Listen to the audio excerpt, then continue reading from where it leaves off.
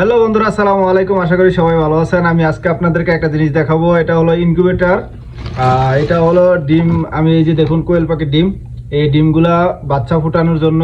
কোয়েল পাখি কিন্তু ডিম ফুটায় না, ঠিক আছে? তো যেই কারণে আমি এই মেশিনটা নিয়ে আসছি অনলাইন থেকে অর্ডার করে। আর এই মেশিনটার মাধ্যমে ডিমগুলা বাচ্চা ফুটাবো। এই যে দেখুন, এই যে দেখুন।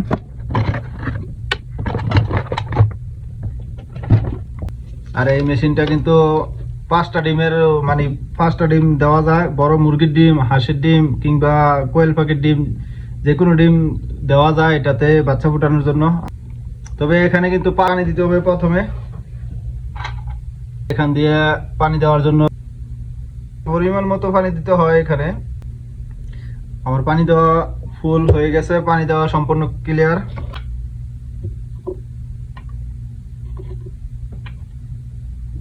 এ হলো মেশিনটার উপরে মেন মেশিন।